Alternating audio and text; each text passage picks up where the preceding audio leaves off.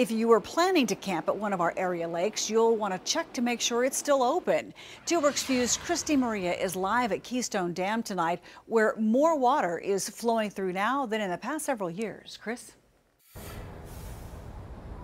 Karen, officials are doing their best to level out the lake up there without overflowing the rivers down here, but right now there's just too much water flowing in for them to make a dent. I didn't think the water was going to be this high at all. Washington Irving is partially closed right now as it begins welcoming in the summer camping crowd. For Ashley Friend and her family, it's usually a relaxing place to camp by the water, just not this close to it. And when I pulled in last night, I was like, wow.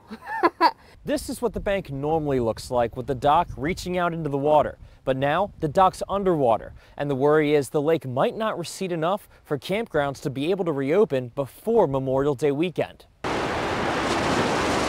Just downstream, the Keystone Dam is letting out more water now than any time in recent memory, even during years with historic rainfall. We didn't even do this in 15. We didn't make this much of a release in 15. Brandon Parrish with the Army Corps of Engineers says the dam is releasing more than 530,000 gallons of water per second. That's to try to control the lake that's 18 feet above normal and rising. With only 2 weeks before Memorial Day weekend, he's concerned campgrounds will continue to be flooded and closed. It's sort of like a landmark day for the recreation season. With so many camping and fishing spots, the Tulsa district, which covers Oklahoma and parts of Kansas and Texas, is one of the top 3 regions in the country for tourism.